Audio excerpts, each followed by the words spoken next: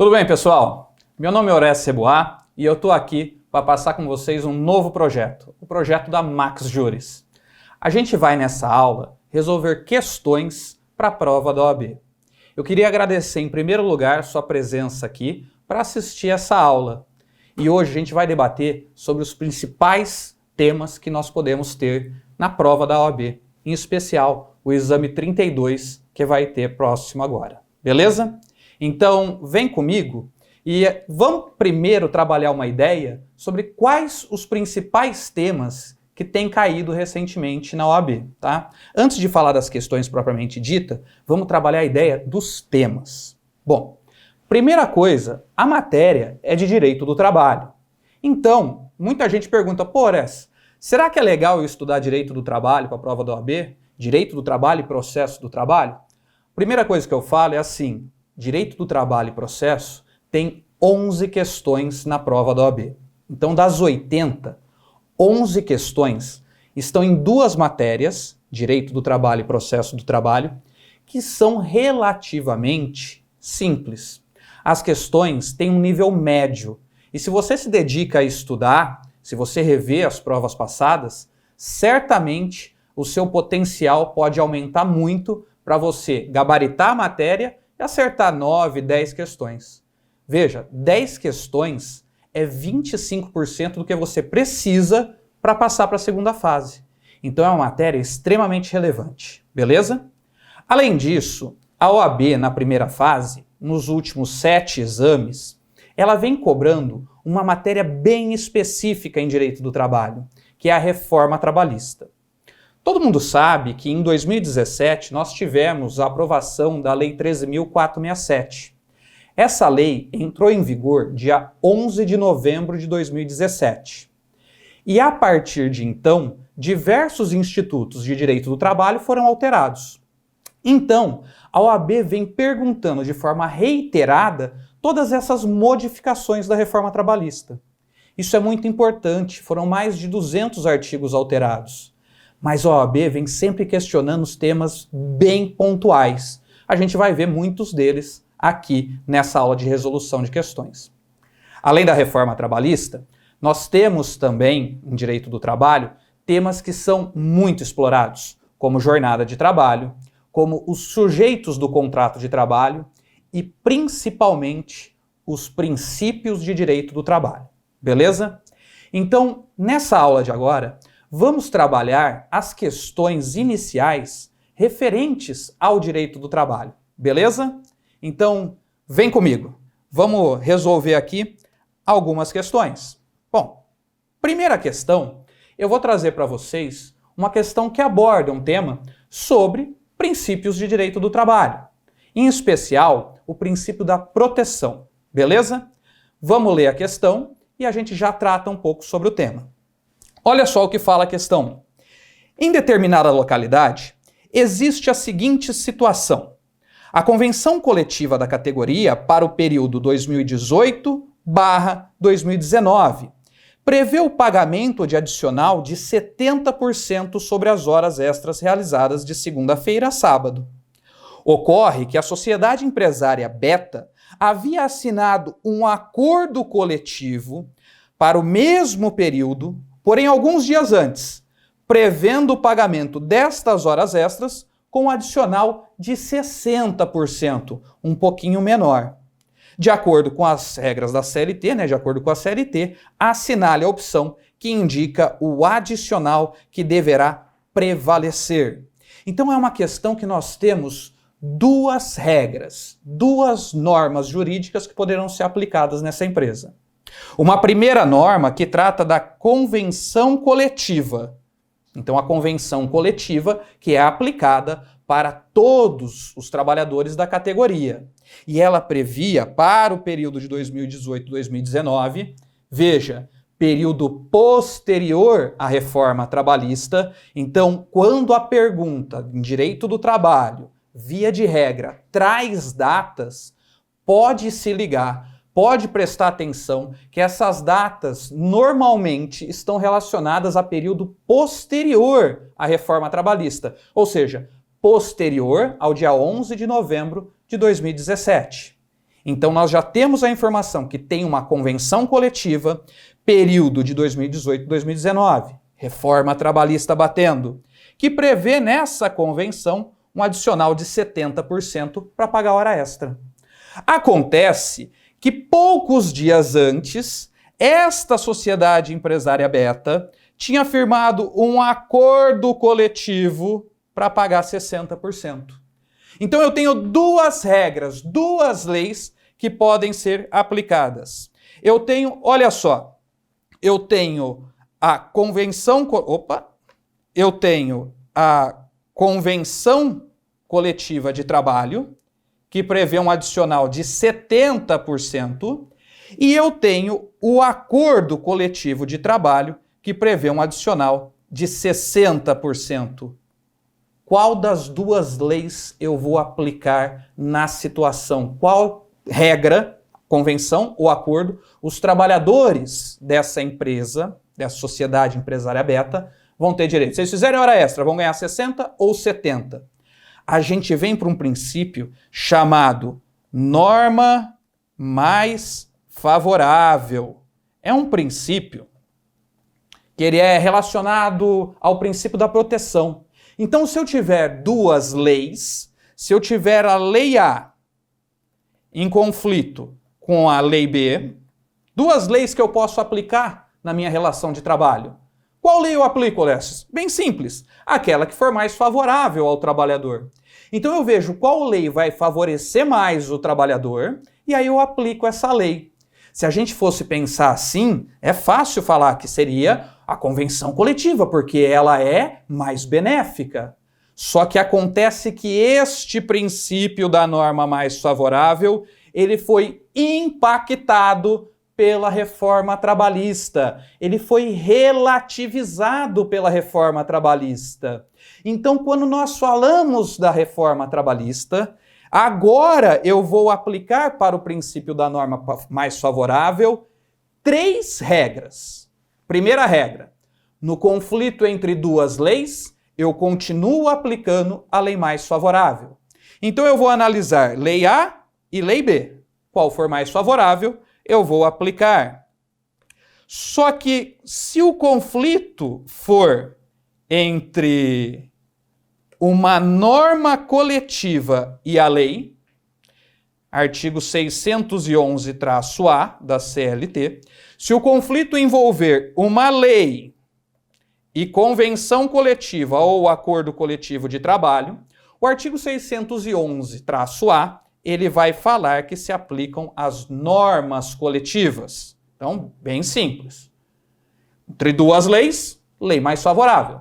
Entre lei e norma coletiva prevalece sobre a lei. Porém, pode ser que o conflito seja entre uma convenção coletiva de trabalho e acordo coletivo de trabalho. E aí a gente tem o artigo 620 da CLT. E esse artigo 620 fala: sempre as disposições de acordo coletivo prevalecem sobre as disposições de convenção coletiva. Então, mesmo que o acordo coletivo seja menos favorável, ele vai ser aplicado sobre a convenção coletiva. Então, essa é a grande mudança da reforma trabalhista para o princípio da norma mais favorável. Beleza? Então, vamos lá. Recapitulando. Entre duas leis, lei A e lei B, uma lei federal e uma lei estadual, a Constituição e uma lei federal, eu sempre aplico a lei mais favorável ao trabalhador.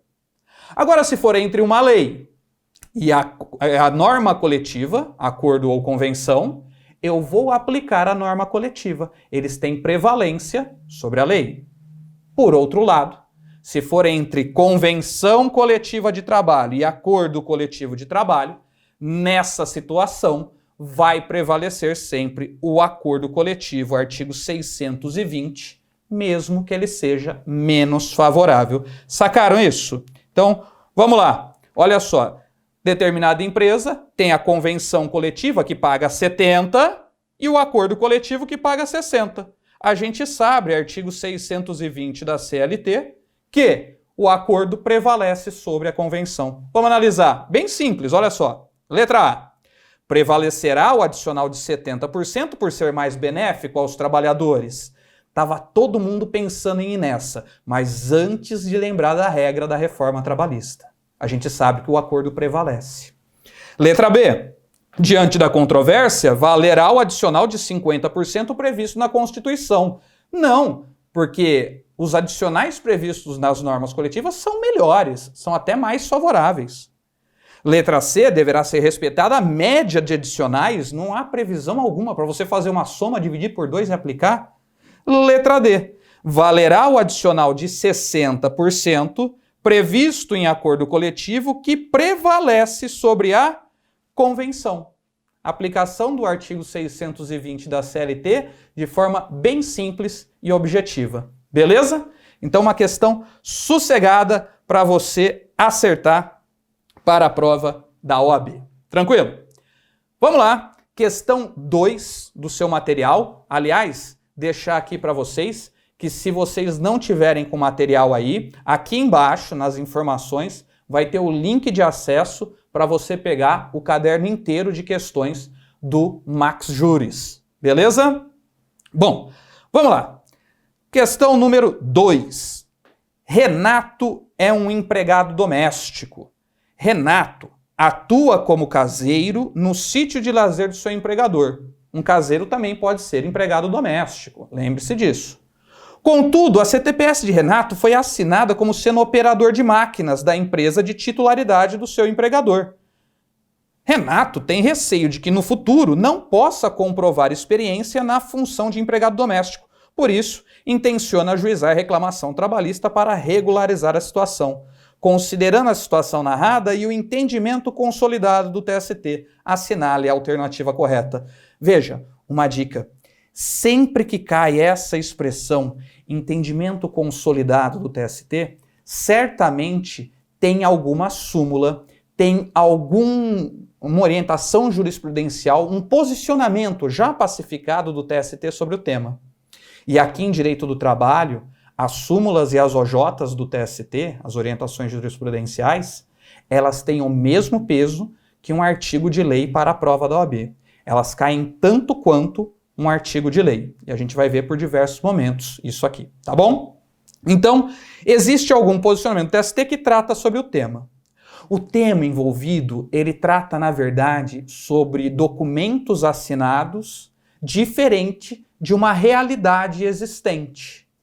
Então, na verdade, houve aqui uma camuflagem na situação real do Renato. O Renato, ele é um empregado doméstico e que tem que ter a sua carteira assinada como empregado doméstico. Só que o empregador de Renato, quando foi assinar a CTPS dele, assinou como operador de máquinas de uma empresa. Veja, não é isso que o Renato é. Ele é empregado doméstico, não operador de máquinas. Então o documento que a gente está falando, ele destoa da realidade. Ele não reflete a realidade. Por conta disso, a gente tem que lembrar que o direito do trabalho tem um princípio muito importante. O princípio da primazia da realidade. Esse princípio da primazia da realidade, ele está muito exposto no artigo 9º da CLT. O artigo 9º da CLT, ele traz muito bem a ideia de que qualquer tentativa de fraudar a lei, qualquer tentativa de você desvirtuar a aplicação de uma lei trabalhista por documentos, não vai valer. Não tem essa validade o documento se ele não refletirá realidade. Eu gosto de uma frase bem bacana que no direito do trabalho, os fatos se sobrepõem às formas. Aquilo que acontece no dia a dia é mais importante, prevalece sobre os documentos existentes. Por isso que se eles não forem igual à realidade, eles não têm validade. E aqui a gente está vendo uma clara situação disso. A gente está vendo uma situação onde o Renato teve a CTPS anotada com uma função que não é a dele. E ele pode ser prejudicado. Por isso que ele quer sim regularizar a situação, regularizar a sua situação, ter a sua CTPS anotada como empregado doméstico. E aí ele vai ajuizar a ação. Vamos dar uma olhada. Caso comprove, letra A, caso comprove que, de fato, é doméstico, Renato conseguirá a retificação, pois as anotações nela lançadas têm presunção relativa. Olha, me parece adequado, né? Se ele provar que ele é doméstico, ele vai conseguir a retificação, ou seja, a mudança daquilo que está anotado, porque aquilo que está anotado tem presunção relativa. Me parece ok. Mas vamos ver as outras. É importante você, às vezes, conhecer as outras questões, porque você pode, às vezes, não saber qual é a correta. Pode acontecer isso no dia. Paulo Orestes, às vezes eu não sei qual é a correta, mas já conversei com muita gente, muito aluno, que ao analisar uma questão, ele não sabe que aquela está correta, mas ele sabe que todas as outras estão erradas. E aí você consegue acertar. Beleza? Então olha só. Letra B. Somente o salário poderia ser objeto de demanda judicial para se comprovar que o empregado recebia valor superior ao anotado, sendo que a alteração na função não é prevista e a demanda não terá sucesso. Errado aqui, eu posso retificar qualquer dado de uma CTPS. Data de admissão, data de dispensa, salário, função. Então, é muito comum, por exemplo, empregados serem contratados por uma empresa e não terem o registro em carteira. E às vezes são registrados 1, 2, 3 anos depois.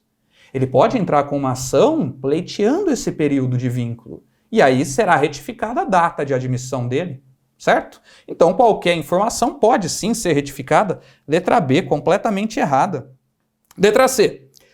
Caso o Renato comprove que é doméstico, o pedido será julgado procedente, mas a alteração será feita com modulação de efeitos, com retificação da data da sentença em diante. Ou seja, olha só, ele só ganha retificação, ele só vai ter lá anotado que ele é empregado doméstico da sentença para frente, o que não faz sentido, porque ele já era doméstico antes. Então não há aplicação dessa modulação, errada também. Letra D. Renato não terá sucesso na reclamação trabalhista porque a anotação feita na CTPS tem presunção absoluta. Veja, eu tenho aqui, basicamente, duas alternativas que se contrapõem.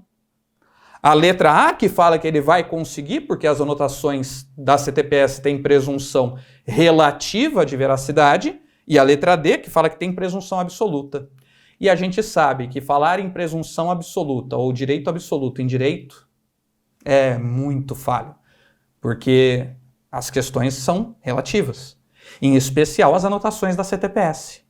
Existe aqui, no caso, uma súmula 12 do TST. A súmula 12 do TST, ela fala que as anotações da CTPS têm presunção relativa. Depois você vai pegar para dar uma olhada na súmula 12, ela está escrita em latim. Eu já vou falar que latim não é meu forte. Mas eu sei falar que aquela expressão em latim é bem mais simples do que parece. Ela fala que as anotações da carteira de trabalho não têm presunção absoluta. Elas têm presunção relativa de veracidade. Ou seja, se por um acaso o trabalhador provar que aquela anotação ela não corresponde à realidade, ele fará jus à retificação, como é o caso do Renato. Letra A aqui, questão correta, resposta, súmula 12 do TST. Beleza, senhores? Então, questão 2, tranquilão para vocês. Eu queria trazer aqui, para a prova de vocês, um outro ponto com relação ao princípio da primazia da realidade. Tem caído muito, caiu em segunda fase recentemente, caiu em primeira fase recentemente, que está na súmula 338, item 3 do TST, e que trata dos cartões de ponto britânicos. O que é o cartão de ponto britânico? É aquele cartão de ponto com jornada que não tem variação. Então lembre-se, quando falar cartão de ponto britânico, jornada sem variação. Beleza? Então, quando nós falamos no cartão de ponto britânico, eles não servem como prova. Eles não servem como meio de prova, eles não servem para provar jornada, porque o cartão de ponto britânico não reflete a realidade da jornada de trabalho de um empregado. Então, presume-se a jornada que foi alegada na petição inicial. Beleza? Então, vamos lá para a próxima pergunta. E aqui eu trouxe duas perguntas, porque eu acredito muito que na próxima prova, exame 32, um desses temas estará na prova. São temas que tratam de um princípio bem específico, chamado princípio da inalterabilidade contratual lesiva. Inalterabilidade contratual lesiva, quer dizer, eu não posso mudar o contrato de trabalho de forma a prejudicar os trabalhadores. Mas este princípio, ele tem algumas exceções, ele traz algumas situações em que o empregador pode promover pequenas alterações, pequenas modificações no contrato, mas que não vão importar em alteração significativa. Ou seja, são pequenas mudanças de horário, de local de trabalho, de turno de trabalho, e essas alterações, apesar de parecerem prejudiciais a primeiro momento, elas são autorizadas ou pela legislação ou pela jurisprudência. Beleza? Então, vem comigo, vamos responder a questão 3, princípio da inalterabilidade contratual lesiva. E essa questão recente da prova da OAB, ela também foi objeto do exame 30, ela foi objeto do exame 18, ela foi objeto do exame 15. Então, essa questão, esse tema da inalterabilidade, cai de forma reiterada. Vamos lá? Plínio foi contratado 30 de 11 de 2017. E se fala 30 de 11 de 2017, período posterior à reforma. A chance de ter uma regra aqui da reforma, gigantesca. Olha só. Plínio foi contratado em 30 de 11 de 2017 como auxiliar administrativo de uma fábrica de motores. Graças ao seu ótimo desempenho, foi promovido, passando a gerente de operações, cargo dispensado do registro de horário. Então ele passou a ser gerente e não precisava marcar ponto. Com um padrão salarial 5 vezes mais elevado que o cargo efetivamente abaixo. Plínio era responsável pela empresa, apenas enviando relatório mensal à diretoria. Em razão da nova função, Plínio passou a receber uma gratificação de 50%, equivalente a 50% do salário básico recebido na função anteriormente exercida. Ou seja, Plínio estava lá como auxiliar, passa para gerente, tem o salário aumentado e ganha ainda uma gratificação de função de 50% a dele. O rendimento de Plínio, 8 meses após a promoção, deixou de ser satisfatório por questões pessoais. Em decorrência disso, a empresa retirou Plínio da função gerencial, voltou para a função que exercia antes, deixando então de receber a gratificação de função. Ou seja, cortaram a gratificação de função e botaram Plínio na função que ele exercia antes. Beleza? Então, vamos analisar quais são as propostas de resposta. Então, primeira coisa que a gente tem na cabeça é: será que é válido eu pegar um trabalhador que está numa função de gerente e voltar à função que ele tinha antes? Será que é possível eu cortar essa gratificação que ele recebia? Bom, aqui a gente vai aplicar o artigo 468, parágrafos 1º e parágrafo 2º da CLT. É um tema que nós chamamos de reversão. Reversão. Orés, o que é reversão? É fácil. Reversão é você pegar um trabalhador que exerce uma função comissionada. Função comissionada aqui nós vamos entender como função de confiança, um cargo de confiança. E voltar ele para exercer a função que ele exercia antes. Então você tem um trabalhador em uma função qualquer, uma função efetiva. Vamos colocar aqui um vendedor. Ou, como no caso de Plínio, um auxiliar administrativo. Ele era auxiliar administrativo. Nada demais aqui. Uma função comum na empresa. Mas ele foi promovido para gerente, cargo de confiança. Então, quando a pessoa passa para esse cargo de confiança, ela recebe um padrão salarial maior, mais elevado, e uma gratificação de função. Essa gratificação tem que ser de pelo menos 40%. A gente vê aqui que ele recebia a gratificação de 50%, então para mim está tudo ok. Ele exerce função de confiança, dispensado do controle de ponto. Posso voltar ele para a função que ele exercia antes? Orestes, posso pegar esse cara que estava na função de confiança e voltar para onde tinha antes? Sem problema nenhum. Sem problema nenhum. Olha só, o artigo 468 da CLT, no parágrafo 1º, fala que não é ilícita, você vai entender que não é ilícita, no parágrafo está escrito, não é unilateral. A gente vai entender, não é ilícito. Eu voltar a pessoa para o cargo que ela exercia, tirando ela da função de confiança. Então eu posso reverter ele para a função que ele exercia antes. Orestes, mas se ele está como gerente e ganha essa gratificação, quando ele volta a exercer a função anterior, posso tirar a gratificação? Pode! Reforma trabalhista, surge o parágrafo 2º, traz o parágrafo 2º, e que fala que pouco importa quanto tempo ele ficou nessa função de confiança, pouco importa o motivo pelo qual você está retornando ele para o cargo efetivo, para o cargo anterior, a gratificação poderá ser suprimida, ela não se incorpora. Regra nova, reforma trabalhista. Sacaram? Então, olha, ele passou a exercer uma função de confiança, ganhava gratificação e voltou para a função anterior. Posso tirar? Posso. Nada de errado nesse procedimento. Vamos lá. Letra A. Quais são as questões? Quais são as respostas? Letra A.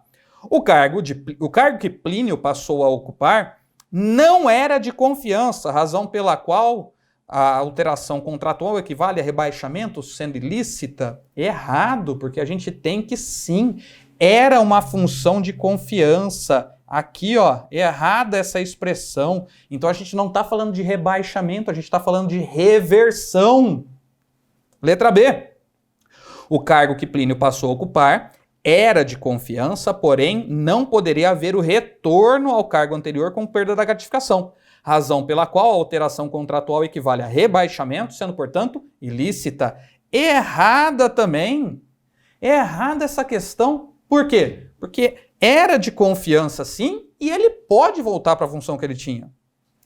O cargo que Plínio passou a ocupar era de confiança e a reversão ao cargo efetivo foi lícita, mas não a perda da remuneração, pois equivale à diminuição salarial, o que é constitucionalmente vedado. Veja, se ele deixa de exercer a função de confiança, eu posso retirar a gratificação. Eu não posso reduzir o salário, isso que é proibido, a redução do salário dele, mas a retirada da gratificação, sem problema nenhum. Letra errada também, então. Letra D. O cargo que Plínio passou a ocupar era de confiança, perfeito. Razão pela qual se admite a reversão, perfeito. Artigo 468, parágrafo 1º. Sendo lícita a perda da gratificação, perfeito. Parágrafo 2º aí, aplicação clara da reforma trabalhista. Espero que vocês tenham acertado. Tenho certeza que depois da explicação, todos vocês conseguiram acertar. Beleza? Mas olha só uma outra questão também relacionada ao princípio da inalterabilidade contratual lesiva. Aqui, a gente traz uma situação um pouquinho diferente. É uma outra exceção, é um outro exercício do que nós chamamos jus variandi, aquela possibilidade de pequenas modificações, onde o empregador altera o contrato e, apesar de parecer prejudicial, não é. É válida a alteração. Vamos lá. Lívia trabalha em uma empresa de jornalismo, cumprindo jornada das 23 às 5 da manhã. Então veja, já tem informação que ela trabalha das 23 às 5 da manhã. Então ela tem direito a adicional noturno, não tem? Sim, e ela recebia esse adicional noturno regularmente. Então quem trabalha à noite ganha adicional noturno. Quem trabalha de dia não ganha, porque o adicional noturno é pago para quem trabalha à noite. Bem simples, não é? Olha só, após 12 meses, Após 12 meses nessa jornada, o empregador resolveu transferi-la para o horário das 10 às 16. Então ela estava trabalhando à noite, passou 12 meses, mudaram ela para o turno do dia. Diante do caso, novamente, olha aqui a expressão, diante do entendimento consolidado do TST. Então, com certeza, teremos uma súmula. E sim, é uma súmula do TST que resolve esse tema. Vamos lá? A Lívia trabalhava à noite, jornada das 23 até as 5 horas da manhã. Trabalhava à noite, recebeu adicional noturno. Passou 12 meses, a empresa coloca ela no horário diurno. O que vai acontecer então, Orestes, com o adicional noturno? Uai, se ela trabalha à noite, ela ganha. E se ela trabalha de dia? Não. Ela não vai ter direito ao adicional noturno enquanto ela trabalhar de dia. Basicamente, porque o adicional noturno é um pagamento feito numa condição sine qua non. Ou seja, se ela não trabalha à noite, ela não tem adicional noturno.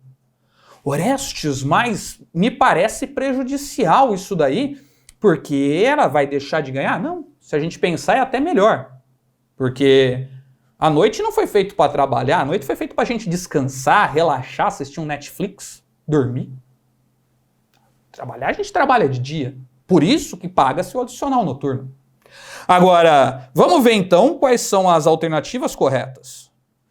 Lívia tem... Qual que é a alternativa correta, né?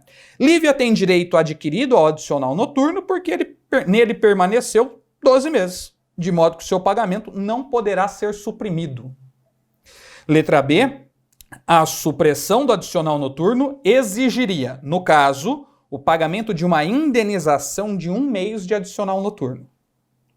Letra C, o adicional noturno poderá ser suprimido porque Lívia não se ativa mais em horário noturno. E letra D, o adicional noturno deve ser pago pela metade, segundo determinação do TST. Cuidado com essa informação, porque ele pode te levar a crer que será essa. Mas não. Existe, nesse caso, uma súmula do TST, súmula 265 do TST. E essa súmula 265, ela fala o seguinte. Ela fala que se ocorrer uma transferência do horário noturno para o horário diurno, se o empregado sair do horário noturno para trabalhar no horário diurno, ele perderá o direito ao adicional noturno. Ele não fará mais jus ao adicional noturno. Por quê? Porque ele deixou de trabalhar à noite. Essa transferência é uma possibilidade do jus variandi, é a aplicação de pequenas modificações que vão impactar o trabalhador, mas que são permitidas pela jurisprudência. No caso, súmula 265. Então veja, Lívia passa a trabalhar de dia, não tem direito mais ao adicional noturno, ele poderá ser suprimido. Orestes, paga uma indenização que nem está aqui? Não, não se paga a indenização. Não vai pagar a indenização? Paga pela metade? Não, não paga pela metade. E como a gente sabe que pode ser suprimido, ela não tem direito adquirido, o que torna a resposta correta a letra C. Então, o adicional noturno poderá ser suprimido, porque Lívia não se ativa mais no horário noturno. Tranquilão? Então, acredito bem sossegado que é uma questão simples e que pode cair na sua prova. Se eu fosse apostar exame 32, eu apostaria nesse tema. Essa aqui foi objeto de uma aplicação de prova, uma reaplicação de prova em Salvador, no exame 20. Então faz 10 exames que caiu essa pergunta e desde então não caiu nem em primeira fase, nem em segunda fase. Então esse tema, ele tá aqui na beirinha, na beiradinha, para cair na sua prova. Beleza? Então, tranquilão. Se eu fosse ressaltar mais uma exceção aqui do princípio da inalterabilidade contratual lesiva, e a exceção desse princípio, né, que é o exercício do jus variandi, eu ressaltaria aqui 2 situações para vocês.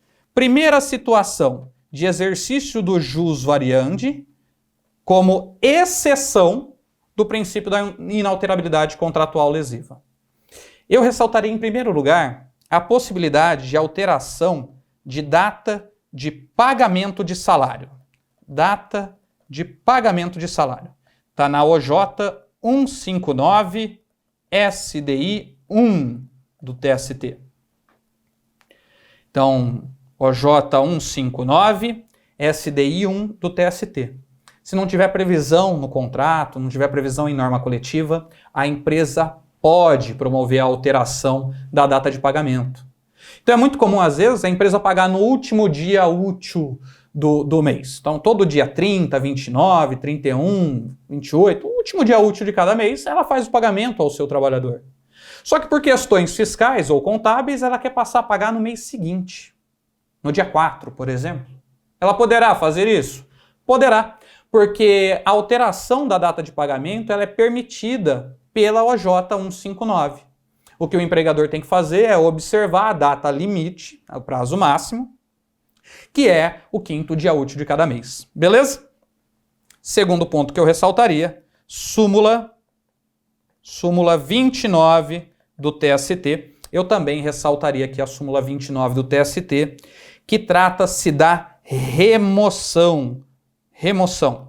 Quando um empregado é colocado para trabalhar num lugar mais distante. Então, um empregador, por ato unilateral, né, por vontade própria, coloca esse empregado para trabalhar num bairro mais distante, num lugar mais longe.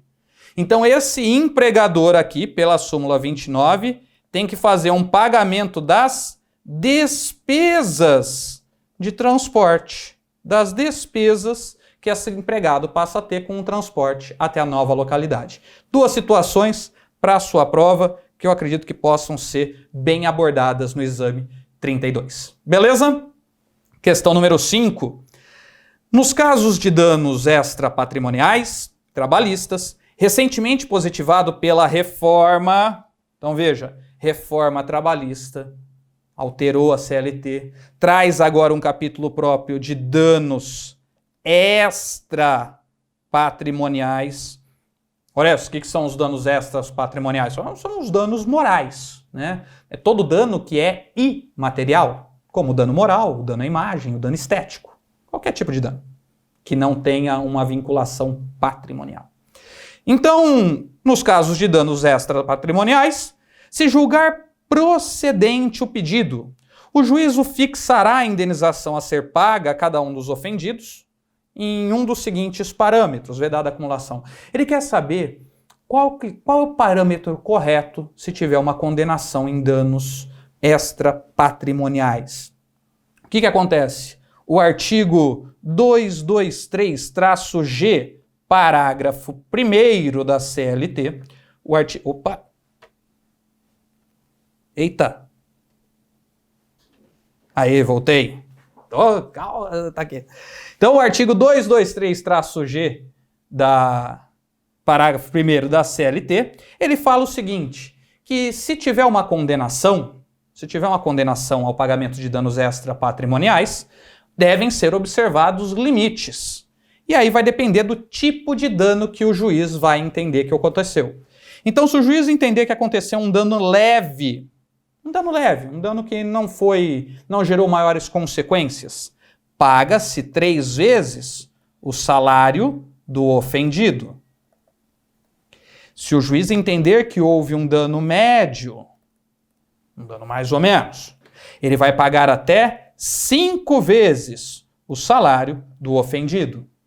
Se o juiz entender que houve um dano grave, vai pagar até 20 vezes o salário do ofendido. E se for um dano gravíssimo, um dano muito forte, muito pesado, vamos supor o falecimento, perdas de membro, o juiz então ele pode condenar ao pagamento de até 50 vezes o salário desse ofendido. Essa é a regra que a pergunta quer saber. É essa tabelinha que você tinha que gravar na cabeça para responder essa questão. E de forma bem simples, olha como a gente consegue resolver. Então, se o juiz for julgar procedente, vamos lá. Se a ofensa for de natureza leve, até 6 vezes o último salário contratual do ofendido é errado, porque se a natureza for leve, não é 6 vezes, será 3. Ofensa de natureza média, até 7 vezes o último salário. Errado também, porque se a natureza for média, será 5 vezes. Ofensa de natureza grave, até 20 vezes o último salário do ofendido. Resposta correta, artigo 223-G, parágrafo 1º da CLT. Então aqui está letra C correta. Veja só que a letra D fala natureza média até 10 vezes. Errado. Média é até 5 vezes o salário do ofendido. Lembrando que se por um acaso a empresa que for ofendida, porque isso pode acontecer, pode anotar aí, artigo 223-B da CLT, artigo 223-B, pessoa jurídica pode sofrer sim dano moral, dano extra patrimonial, e aí nesse caso será o salário do trabalhador que causou a ofensa. Beleza? Questão número 6. Paula trabalha na residência de Silvia 3 vezes na semana como passadeira. Veja, questão muito massa, porque é uma questão que envolve outra relação de trabalho. Nós entramos aqui numa questão, saindo um pouco dos princípios, entrando nas relações de trabalho. E talvez a principal relação de trabalho que seja questionada em provas da OAB, né, a principal relação de trabalho que está na rotina, além do empregado seletista, é o empregado doméstico. Então, minha dica para vocês, leiam Lei Complementar 150.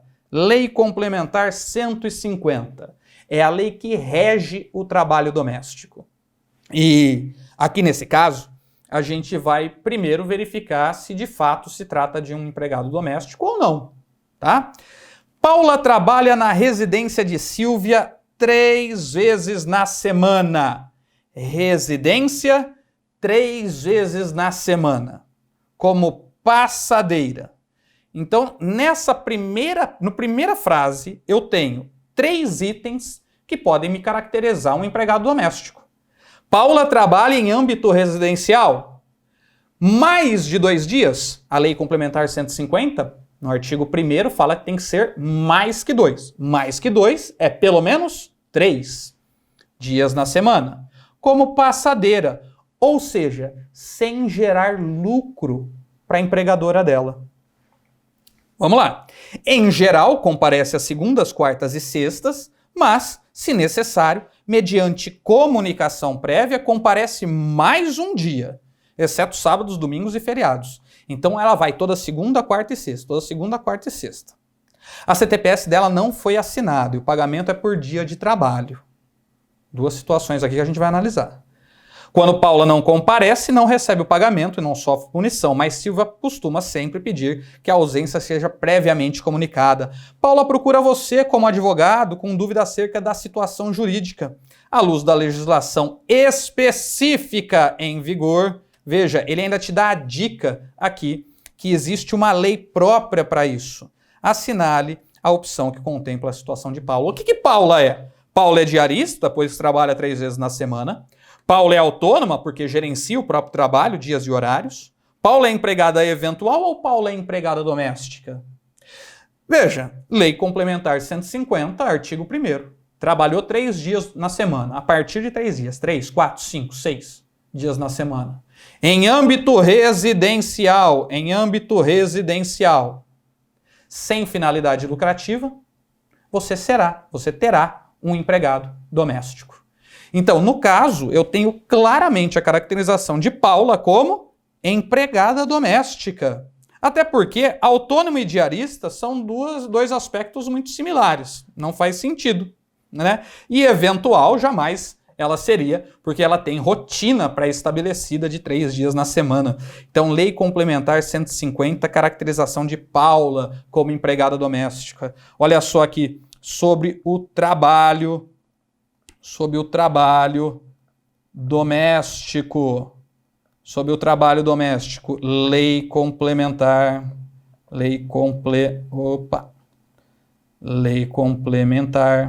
150. Eu ressaltaria aqui 3 pontos para vocês, para gravar sobre a empregado doméstico para a próxima prova do OAB. Primeiro tema. O empregado doméstico não é só aquela pessoa que vai na casa e passa, como era o caso da Paula, mas sim qualquer pessoa relacionada ao âmbito residencial. Então pode ser uma babá? Pode. Pode ser um jardineiro? Pode. Pode ser um piscineiro?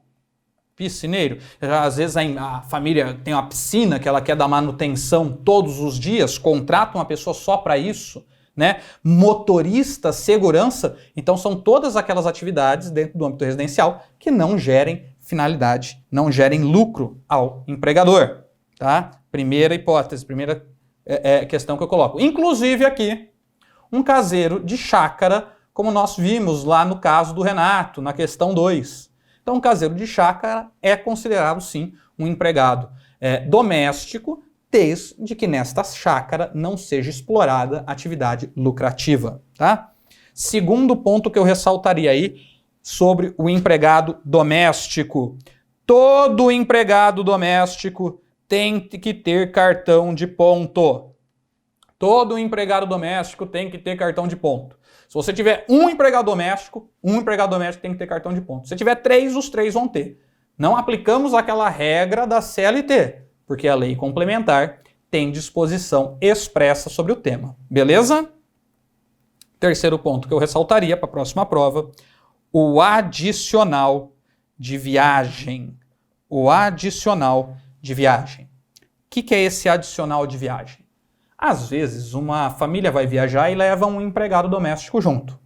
Para cuidar da família, para cuidar de criança, ou para fazer outras atividades inerentes ao cotidiano do dia a dia. Cotidiano lá da viagem. Toda vez que um empregado doméstico for levado numa viagem, ele vai ter direito a receber um adicional de 25%. 25% da hora trabalhada. Olha só. Cuidado. Não é sobre todo o período de viagem. Vai ser somente sobre as horas trabalhadas nessa viagem. Beleza? Então, adicional de viagem para o trabalhador doméstico, adicional de 25% sobre as horas trabalhadas. Belezinha, senhores? Então, tranquilão. Vamos aqui. Opa. Eita. Vamos lá. Para finalizar esse primeiro bloco de questões, vamos finalizar com questões relacionadas aos sujeitos do contrato de trabalho, questões bem diretas, bem objetivas, tá? Paulo é policial militar da ativa na Brigada Militar do Rio Grande do Sul. Então, Paulo, policial militar. Como policial militar, trabalha em regime de escala 24/72. Nos dias em que não tem plantão no quartel, atua como segurança em uma joalheria de um shopping center, onde tem que trabalhar 3 dias por semana. Então, olha só, ele tem horários fixos para trabalhar lá, dias fixos para trabalhar. Não se pode fazer substituir por ninguém. Então, não pode mandar ninguém no lugar dele. Recebe remuneração fixa mensal e tem que cumprir rotina de 8 horas a cada dia trabalhado. Veja, perceba que o Paulo aqui, que apesar de ser policial militar, ele nos dias de folga vai trabalhar lá na joalheria 3 dias por semana, 8 horas por dia, tem que cumprir a jornada, não pode mandar ninguém no lugar e tem remuneração fixa. Os comandos de trabalho são repassados pelo gerente geral, ou seja, ele é subordinado a alguém, sendo que ainda ajuda na arrumação de estoques, conferências de mercadoria e outras funções internas. Paulo não teve a CTPS anotada pela joalheria. Diante da situação e jurisprudência do TST, então já sabe que vai ter uma súmula. Responda. Qual a resposta correta? Aqui a gente tem que saber se o Paulo, apesar de ter todos esses requisitos, ele é um empregado, porque lá no Estatuto da Polícia Militar, no Estatuto da PM, eles proíbem que os PMs, que os policiais militares, tenham um vínculo de emprego. Então, a primeira coisa é saber se estão preenchidos os requisitos. Olha só, aqui eu trago artigo 3º da CLT. O artigo 3º da CLT vai elencar aqui 5 requisitos para a caracterização de um empregado. Primeiro requisito é ter subordinação. Então tem que ser um trabalho subordinado. Paulo tinha isso? Tinha, porque ele respondia às ordens do gerente, ele tinha que cumprir a carga horária de 8 horas por dia. Tenho que pensar se tinha habitualidade, ou seja, uma rotina diária. Tinha? Tinha, Orestes. Por quê? Porque ele tinha lá os 3 dias por semana que ele ia sempre. Eu tenho que ver se tem onerosidade, ou seja, pagamento. Tinha? Claro, ele recebia a remuneração fixa mensal. Pessoalidade, ou seja, pessoalidade, possibilidade de se fazer, impossibilidade, né? De se fazer substituir. Presente também, por fim, precisa ser uma pessoa física. Isso, é claro, Paulo é. Então ele tinha todos os requisitos do vínculo de emprego. Formava o SHOP que a gente fala aqui. O SHOP, né? Subordinação, habitualidade, onerosidade, pessoalidade, pessoa física. Agora, pelo fato de ser PM, ele pode ter vínculo reconhecido? E aqui a gente traz súmula 386 do TST. Súmula 386 do TST. A súmula 386 fala que o policial militar que preencher os requisitos vai ter o vínculo de emprego reconhecido. Ele não pode, Orestes, pelo estatuto, sim, por isso que ele vai sofrer uma punição, ele vai ser punido na corporação. Isso não afasta a punição dele, mas o vínculo deve ser reconhecido. E aí, quando você sabe essas regras, olha só como fica simples responder. Letra A. Estão preenchidos os requisitos da relação de emprego? Até aí, legal. Razão pela qual Paulo tem vínculo de emprego com a joalheria? Bacana. Independentemente do fato de ser policial militar da ativa e sofrer eventual punição disciplinar prevista no estatuto. Correto. Se você pegar, é basicamente o texto, é igualzinho o texto que está na súmula 386. Por isso é muito importante você ler textos de lei, você ler as súmulas, ler as jotas, grifar no seu material, porque isso acaba sendo memorizado. Então é basicamente o texto da súmula 386 que fala: preenchidos os requisitos da relação de emprego, o policial militar deve ter o vínculo reconhecido, independentemente de sofrer eventual punição disciplinar. Perfeito. Apenas para zerar nossa consciência, vamos ver. Letra B. Estão preenchidos os requisitos do vínculo de emprego, mas Paulo não poderá ter vínculo em razão da punição disciplinar. Errado aqui. Letra C. Não estão presentes os requisitos da relação de emprego, uma vez que Paulo poderá ser requisitado. Errado também. Estão presentes.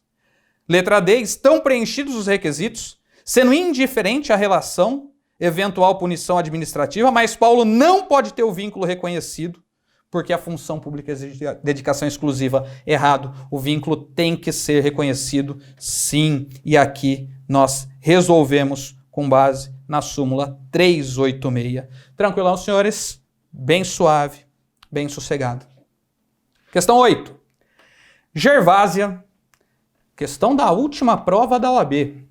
Questão número 70 do caderno branco da última prova da OAB. E eu lembro que em todas as turmas que eu entrei de aula, eu falei que a questão 70 ia ser a questão referente ao tema que nós vamos tratar aqui, que é a cláusula de arbitragem. Lembro disso claramente, né? Quem viu as aulas e quem está assistindo às aulas aqui pode conversar, vai lembrar disso daí. Eu apostei, inclusive, um lanche, um sanduíche com meus alunos.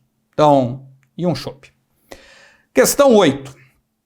Gervásia é empregada na lanchonete Pará desde fevereiro de 2008. Repita em casa. Fevereiro de 2018. Falou em fevereiro de 2018, deu data. Tá falando data depois da reforma? Então a possibilidade de cair um tema da reforma é alta. Vamos lá. Exercendo a função de atendente e recebendo o valor correspondente, olha só, quanto que ela ganhava? Um salário mínimo por mês. R$ 1.045 era o salário dela. Aí a pergunta fala acerca da cláusula compromissória de arbitragem, que o empregador pretende inserir no contrato, responda de acordo com a CLT. Então ele quer saber sobre essa cláusula de arbitragem. Essa cláusula de arbitragem está prevista no artigo... Essa cláusula de arbitragem está prevista no artigo... Vamos colocar aqui. a arbitragem está prevista no artigo 507-A da CLT. Então, o artigo 507-A da CLT traz uma inovação no direito do trabalho, podendo inserir cláusulas de arbitragem, cláusulas compromissórias de arbitragem. Nessas cláusulas, o empregado abre mão de entrar na justiça para pleitear seus direitos no tribunal ou na câmara de arbitragem que foi escolhido. Veja, é muito duro você falar que um trabalhador está abrindo mão de entrar na justiça, abrindo mão de pleitear seus direitos na justiça do trabalho para ir num tribunal, entre aspas, privado, né? Aqui é muito duro a gente falar isso para todos os trabalhadores. Por isso que o artigo 507-A, ele limitou. Ele traz aqui que somente as pessoas que têm salário, né, ganharem salário acima de 2 vezes o teto do INSS, salário acima de 2 vezes o teto do INSS, é que vão poder inserir no contrato essa cláusula de arbitragem. Então veja, 2 vezes o teto do INSS. Lá no artigo fala 2 vezes o teto dos benefícios do regime geral. É 2 vezes o teto do INSS. O teto do INSS hoje, nós estamos agora em junho. E o teto agora em junho, né, para o INSS é de R$ 6.100, R$ 6.101. Então a gente está falando 2 vezes acima disso, 12.200. Então nós estamos falando aqui pessoas que têm salário maior que R$ 12.200. Somente essas pessoas que podem inserir no contrato a cláusula de arbitragem. Esse é o único requisito. Então, vamos ver se Gervásia ela vai ter possibilidade de colocar aí a cláusula de arbitragem. Letra A. A inserção não é possível porque o direito do trabalho não cabe arbitragem nas lides individuais. Errado isso. Cabe arbitragem, mas apenas para alguns empregados. Quais empregados? Aqueles que ganham mais de R$ 12.200 hoje, né? 2 vezes acima do teto do INSS. Aqui, lembrando, Gervásia ganha um salário mínimo, R$ 1.045. Tem nem possibilidade de falar que chega perto disso. Orestes, mas eu tenho que saber os centavos? Aí eu peço para você relaxar. Sabe por quê? Porque quando se trata do tema, né, desses salários 2 vezes acima do teto, a OAB já questionou isso em várias oportunidades e ela sempre coloca ou muito abaixo ou bem acima. Ou vai falar que a pessoa ganha R$ 1.000, R$ 2.000, ou vai falar que ganha R$ 25.000, R$ 30.000. Então fique tranquilo. Você precisa só lembrar que 2 vezes acima do teto é mais que 12.200, tá? Letra B. A cláusula compromissória não poderá ser inserida no contrato citado, ou seja, no contrato da Gervásia, em razão do salário. Opa, perfeito, cabe certinho aqui, porque o salário dela não permite que seja inserida a cláusula. Letra C, aqui, só para a gente zerar, não há mais óbice a inserção de cláusula compromissória de arbitragem nos contratos de trabalho, inclusive de Gervásia, errado. No de Gervásia não podemos inserir por conta do salário. E letra D, a cláusula pode ser inserida em todos os contratos, errado, sendo admitida de forma expressa ou tácita, errado duplamente. Por quê? Porque não pode ser tácita, tem que ter anuência expressa do empregado, por escrito em aditivo na hora da contratação. Beleza? Então, aqui, letra B, tranquilão, resposta artigo 507. Trago aqui para vocês, senhores, atenção. Arbitragem é diferente do hipersuficiente. Arbitragem é diferente. Você vai anotar aí, diferente. Bem grande aí, diferente do hipersuficiente, que está no artigo 444, parágrafo único da CLT. O hipersuficiente é aquela pessoa que pode negociar direto com a empresa, né?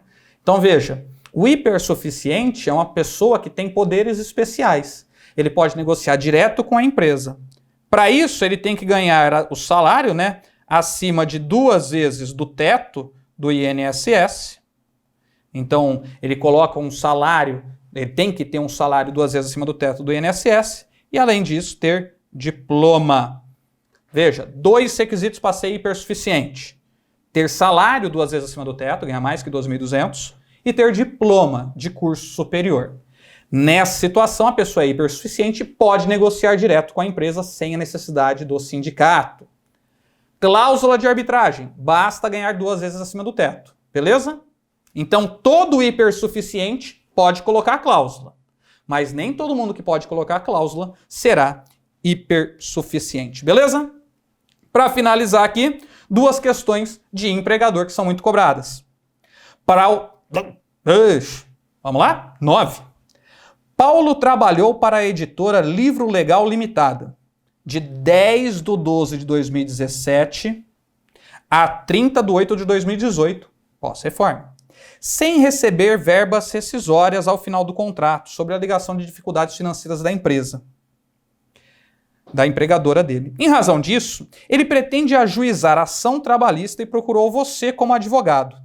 Então você vai entrar cobrando as verbas rescisórias dele. Sabe-se que a empregadora de Paulo estava sob o controle e a direção da sócia majoritária Editora Mundial. Então veja, a empregadora de Paulo, a empresa que Paulo trabalhava, a editora Livro Legal, ela estava sob o controle e a direção da sócia majoritária dela, a Editora Mundial Limitada. Ou seja, a Editora Mundial era sócia da editora Livro Legal. Assinale a alternativa correta. Aqui a questão ela versa sobre grupo econômico. E aí a gente vai analisar se tem ou não um grupo econômico. Artigo 2º, parágrafo 2º, artigo 2º, parágrafo 2º da CLT. Toda vez que 2 ou mais empresas, lá fala uma, mas 2 ou mais empresas estiverem sob o controle uma da outra, né, uma direção conjunta, elas formam um grupo econômico. Esse grupo econômico pode ser horizontal, então exemplo, várias empresas com uma administração e um controle conjunto. Ou pode ser vertical. Uma empresa é sócia de outra empresa, né, uma empresa é dona de outra empresa, o grupo econômico ele é evidente. E quando nós falamos nessa situação, a responsabilidade sempre será solidária. Está lá no artigo 2º, parágrafo 2º da CLT. Então vem cá, vamos lá. Se eu quiser entrar com a ação, poderá incluir a sociedade empresária controladora no polo passivo da demanda e esta responderá solidariamente com a empregadora, porque se trata de grupo econômico. Perfeito, letra A resolve todos os nossos problemas aqui. É a expressão clara do que está previsto no artigo 2º, parágrafo 2º. Várias empresas, administração e controle conjunto, formação de grupo econômico, a responsabilidade será solidária. Beleza? Mas, vamos afastar aqui, porque as outras estão erradas. Letra B, poderá incluir a sociedade no polo passivo e essa responderá subsidiariamente. Errado. Veja, quando nós falamos em grupo econômico, responsabilidade sempre solidária, nunca subsidiária. Letra C. Não há relação de responsabilização entre as sociedades empresárias, uma vez que possuem personalidades jurídicas distintas. Errado. Mesmo tendo personalidades jurídicas distintas, eu vou ter sim a responsabilização por conta do grupo econômico. E letra D, que traz uma inovação, que traz uma situação colocada pela reforma que tenta dar uma jogada com você, mas aqui você não vai cair. Porque ela fala assim, não se trata de grupo econômico porque a mera identidade de sócios não o caracteriza. Portanto, descabe a responsabilização da segunda sociedade. Veja, eu não estou falando de sócios em comum. Os sócios da Editora Mundial não são os mesmos da Editora Livro Legal. A gente não está falando isso.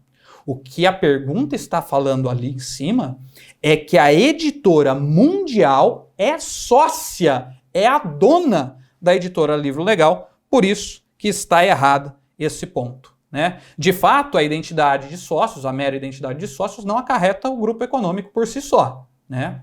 Isso está no parágrafo 3º do artigo 2º da CLT. Mas não é o caso de aplicação nessa pergunta, beleza? E para finalizar o bloco de hoje, uma questão relacionada a sócio retirante, inclusão na CLT pela reforma trabalhista, que caiu recentemente na primeira fase do exame da OAB. Olha só, Alaor, insatisfeito com o pequeno lucro do restaurante do qual era sócio, retirou-se da sociedade empresária e averbou na respectiva junta comercial o novo contrato que constava a sua retirada. Então o Alaor era sócio e ele saiu da sociedade. Ele colocou lá e registrou isso lá na junta comercial, averbou. Então agora a gente tem que lembrar que toda vez que alguém faz isso, toda vez que alguém sai da sociedade, toda vez que alguém sai dessa sociedade e averba, a gente tem que lembrar que a saída da sociedade não é assinar o documento, é averbar na junta comercial. O artigo 10-A da CLT, o artigo 10-A da CLT, trata dessa hipótese de sócio retirante. Ele poderá ser chamado para responder? Veja, o sócio retirante, ele só pode ser chamado para responder se a ação for distribuída nos 2 anos seguintes que ele saiu. Então, o artigo 10-A é claro. Saiu da sociedade, só pode ser chamado se a ação judicial for distribuída nos 2 anos seguintes. Veja, Alaor saiu, averbou a sua retirada, a sua saída, né, na junta comercial, onde constava a sua retirada. 36 meses após esse fato, 36 meses, 3 anos após esse fato, foi surpreendido com sua citação em uma reclamação trabalhista ajuizada dias antes. Quando a gente fala dias antes, é pouco tempo antes. Então, se ele recebeu a notificação 3 anos depois que ele saiu, que foi ajuizada poucos dias antes, certamente já passou do prazo de 2 anos. Ele não pode ser chamado. Aqui ele não pode ser chamado para responder pelos débitos dessa sociedade. Então, letra A, Alaor responde solidariamente pelos débitos trabalhistas, pelos débitos da sociedade na ação trabalhista, em referência. Letra B, Alaor responde subsidiariamente pelos débitos trabalhistas, pelos débitos da sociedade na ação trabalhista, em referência. Letra C, Alaor não mais responde na ação pelos débitos da sociedade. E letra D, no caso, primeiro responde a devedora, depois os sócios e em seguida o sócio regiante, que é o Alaor. Então, veja, a questão ela fala e deixa clara. Ele recebeu muito tempo depois dos 2 anos que ele tinha de responsabilidade. Então aqui ele não vai ter responsabilidade alguma, letra C, pelos débitos da sociedade que ele saiu. Por quê? Porque já tinha passado o prazo de mais de 2 anos. Então, passado o prazo de mais de 2 anos, não tem como ele ser chamado. Se a ação fosse distribuída aí dentro desse prazo, aí sim ele teria uma responsabilidade subsidiária e não solidária, tá? Seria subsidiária e não solidária, porque primeiro responde a empresa devedora, sócios atuais e sócios retirantes. A letra B e a letra a letra B e a letra D são complementares, né? Caso a ação tivesse sido distribuída dentro do prazo. Mas, como foi fora, estão erradas. Correto. Letra C, artigo 10-A da CLT. Beleza, senhores? Então, essas foram as 10 primeiras questões de direito do trabalho. Vejam que foram questões simples, questões objetivas, voltadas para a análise da reforma, com os principais temas que caem na sua prova. Eu vou ficando por aqui, espero encontrá-los mais para frente e a gente volta a se falar, beleza? Um grande abraço e um grande beijo. Tchau, tchau.